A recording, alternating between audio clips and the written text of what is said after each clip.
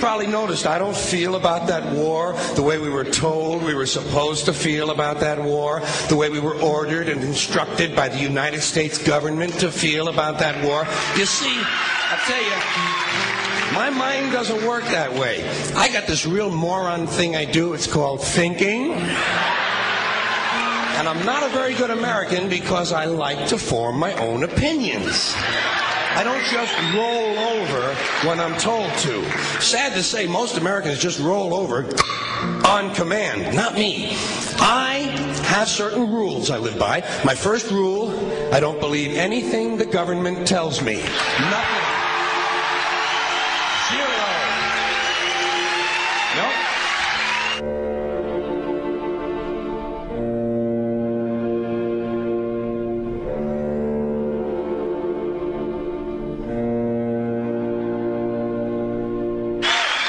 And I don't take very seriously the media or the press in this country, who in the case of the Persian Gulf War were nothing more than unpaid employees of the Department of Defense, and who most of the time function as kind of an unofficial public relations agency for the United States government. So I don't listen to them. I don't really believe in my country. And I gotta tell you folks, I don't get all choked up about yellow ribbons and American flags. Now, to balance the scale, I'd like to talk about some things that bring us together.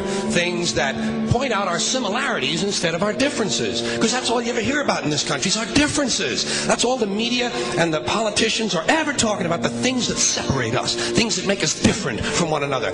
That's the way the ruling class operates in any society. They try to divide the rest of the people. They keep the lower and the middle classes fighting with each other so that they, the rich, can run off with all the fucking money. Fairly simple thing happens to work. You know, anything different, that's what they're going to talk about.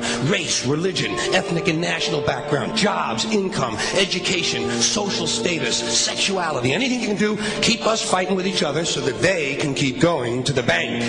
You know how I describe the economic and social classes in this country? The upper class keeps all of the money, pays none of the taxes. The middle class pays all of the taxes, does all of the work. The poor are there just to scare the shit out of the middle class. Keep them showing up at those jobs.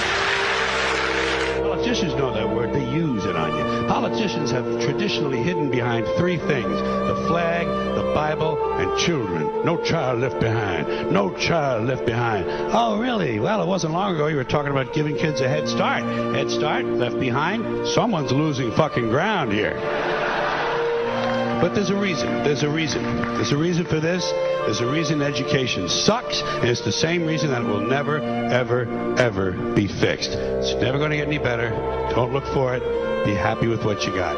Because the owners of this country don't want that. I'm talking about the real owners now. The big, the wealthy, the real owners, the big wealthy business interests that control things and make all the important decisions. Forget the politicians. They're irrelevant. The politicians are put there to give you the idea that you have freedom of choice. You don't. You have no choice. You have owners. They own you. They own everything. They own all the important land. They own and control the corporations. They've long since bought and paid for the Senate, the Congress, the state houses, the city halls. They got the judges in their back pockets, and they own all the big media news, all the big media companies. So they control just about all of the news and information you get to hear. They got you by the balls. They spend billions of dollars every year lobbying to get what they want. Well, we know what they want. They want more for themselves and less for everybody else. But I'll tell you what they don't want.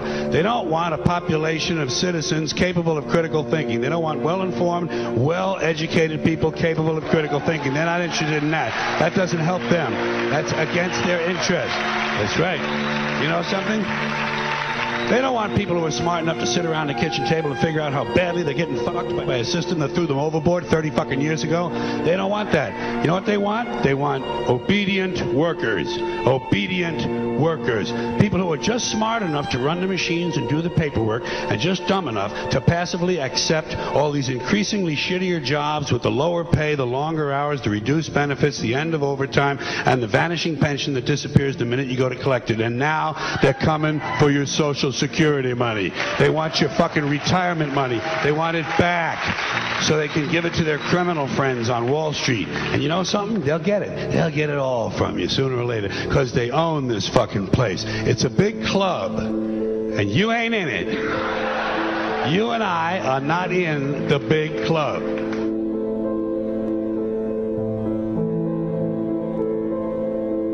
The greatest form of control is where you think you're free when you're being fundamentally manipulated and dictated to. One form of dictatorship is being in a prison cell and you can see the bars and touch them. The other one is sitting in a prison cell but you can't see the bar, you think you're free. What the human race is suffering from is mass hypnosis. We are being hypnotized by people like this. Newsreaders, politicians, teachers, lecturers. We are in a country and in a world that is being run by unbelievably sick people. The chasm between what we're told is going on and what is really going on is absolutely enormous. The greatest hypnotist on planet Earth is a oblong box in the corner of the room. It is constantly telling us what to believe is real. Historically, the control and manipulation of political opinion has been the Freemasons' main weapon in gaining control of countries and states.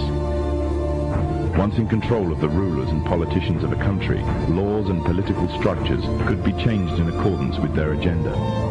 However, since restricting the body does not necessarily mean restricting the mind, the Freemason recognizes that their plan for a global government hinges completely on subduing the masses to their agenda, and thus eliminating opposition to their cause. And the greatest threat to their plan, posing more danger than any army or law, is the threat of a free-thinking mind. In order to eliminate this threat and to achieve their objective, the Masons have set about the boldest plan ever devised: the complete control of every aspect of human life, your life. And the weapons they are using against you are in your very homes, entertaining you and your children, and gradually indoctrinating you without you even realizing.